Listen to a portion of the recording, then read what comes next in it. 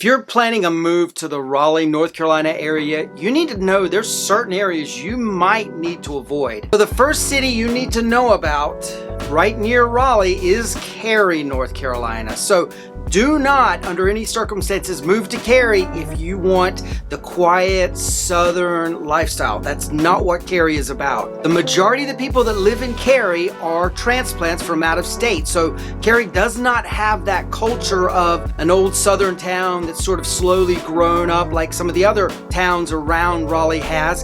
In fact, locally, Cary has the nickname Containment Area for Relocated Yankees, C-A-R-Y. Get it?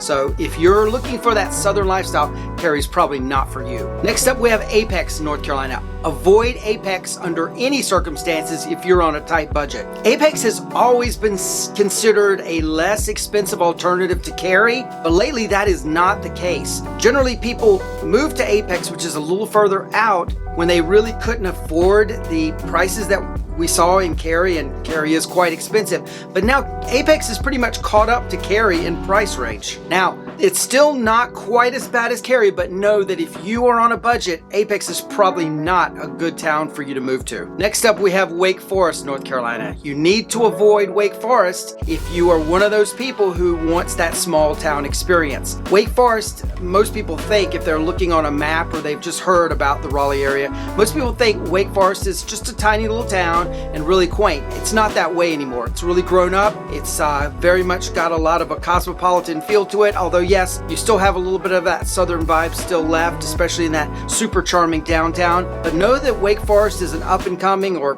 already arrived town, and maybe not the place if you want like a one stoplight kind of situation. Next up, let's talk about Durham, North Carolina. You want to avoid Durham if you are looking for a quiet lifestyle. Durham is the second largest city in the Raleigh Triangle area, and so know that that comes with a lot of traffic, a lot of really great things like amazing restaurants and Broadway shows and all of that. But if you're looking for, again, that one stoplight kind of small town feel, Durham is not going to be for you. Next up, we have Holly Springs, North Carolina. You want to avoid Holly Springs if you're looking for a quirky, cool downtown city vibe that, you know, that as we've talked about earlier, those cities that sort of were small and they've kind of slowly grown up. Unfortunately, that's not what Holly Springs is. Holly Springs has not ever really had a downtown until just recently. So that sort of organic, gritty feel you get from a lot of really cool downtowns like Wake Forest and Fuquay-Varina and Chapel Hill, and to a lesser extent Raleigh as well, even though that's bigger city. Holly Springs doesn't have that. It's sort of up and coming as far as the downtown goes. Now, there's still lots of really nice places to live in Holly Springs, great area, but it doesn't have that gritty kind of organic feel that a lot of the other towns we're talking about today have. And another reason to avoid Holly Springs is if you're concerned about the landfill for the county or the Sharon Harris nuclear plant. Now, this has not typically been a concern for people that live in Holly Springs, but if that is something that worries you, then Holly Springs may be somewhere that you might want to not consider moving to. Next up, we have Chapel Hill, North Carolina, and you want to avoid Chapel Hill if you do not want to live in a university town that's dominated by a college. So Chapel Hill has the University of North Carolina at Chapel Hill, the oldest state university in the country and my alma mater. I'm a little biased, but with that comes some negatives. It's very difficult to find parking generally anytime that school's in session if you're looking downtown, and especially if you are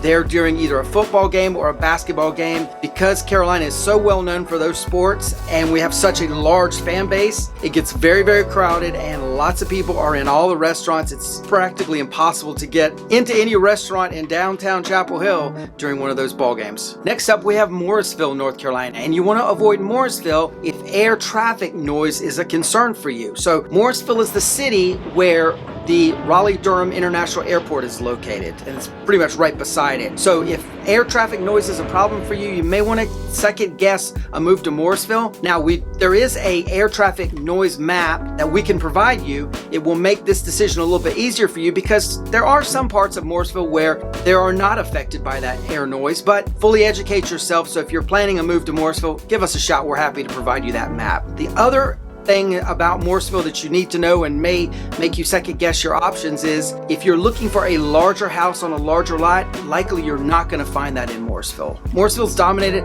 by a lot of smaller homes on smaller lots, apartments, condos, townhomes, that sort of thing. There is some luxury properties sprouting up in Morrisville, but it's not as plentiful as you would see in, say, Cary, Apex, and a lot of the other towns and cities, and of course in Raleigh. Next up, we have Fuquay-Varina, North Carolina, and you want to avoid Fuquay-Varina if you do not want to feel closed off from the rest of the triangle. Fuquay-Varina is quite a bit south from the rest of the area, so you pretty much live in Fuquay and that's where you live. It's kind of difficult to, at the spur of the moment, jump in your car and drive to, say, Chapel Hill or Durham. It is possible to get to some of the other towns around Fuquay-Varina, but it is not that easy to get to all parts of the triangle. Basically, the bottom line is it's really great to live in Fuquay-Varina and commute into Raleigh, Cary, Durham, Chapel Hill, etc. for fun. Not as hard as if you're commuting on a daily basis for a job. Just bear that in mind. Next up, we have Youngsville, North Carolina, and you want to avoid Youngsville if you don't want to live in a tiny, small town. So there are very few people relative to the rest of the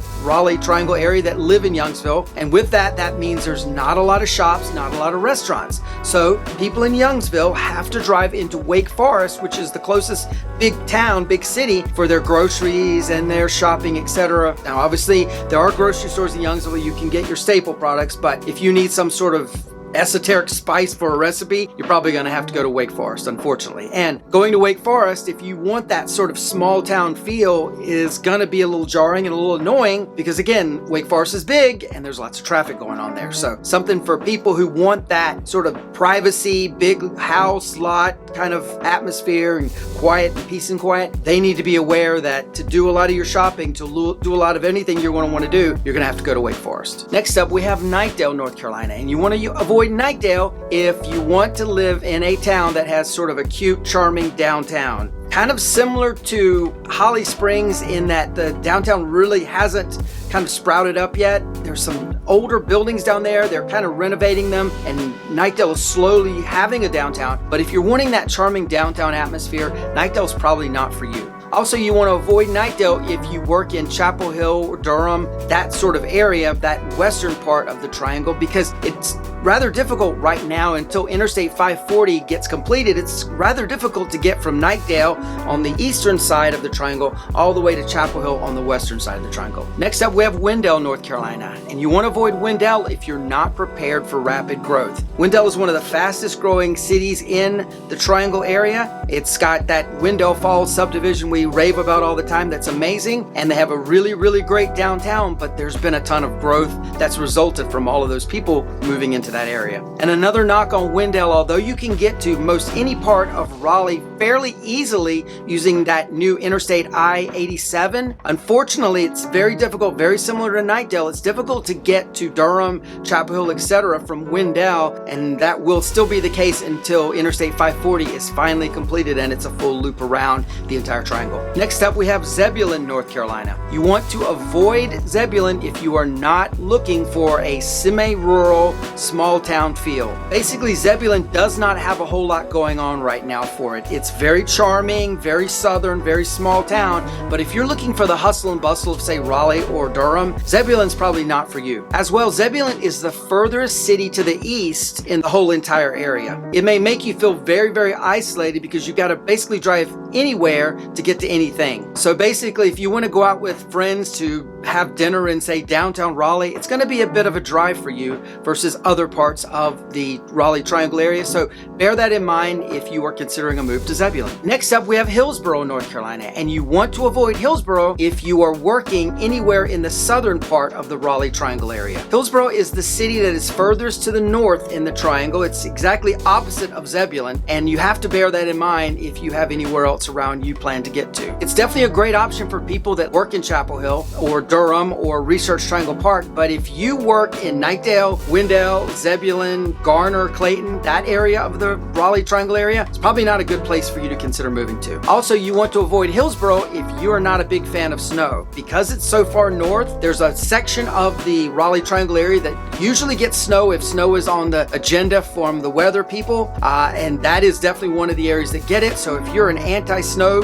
person like me, probably want to avoid Hillsborough. Next up, we have Rolesville, North Carolina, and you want to avoid Rolesville if you are looking for a city with a lot of character. Rolesville basically feels like a suburb of Wake Forest. It's pretty much attached to Wake Forest. Lots of people live and work in the two different towns and go back and forth, but it definitely has a less charming downtown and a lot less really going on than even towns that are smaller than Rolesville in the Triangle area. Just know that it's basically similar to Holly Springs and that there's really not been like an older downtown that's sort of organically grown and grown and grown. It's sort of an area that's kind of up and coming very slowly, unfortunately. Next up, we have Garner, North Carolina, and you want to avoid Garner if you are not prepared to live in a city that is going to rapidly transform during the time you live there. Right now, Garner has a very small town rural feel to it, but that's going to change very much so in the next couple of years. Lots of growth is going on in Garner, and you need to be prepared for that growth. Garner is positioned just south of Raleigh, which means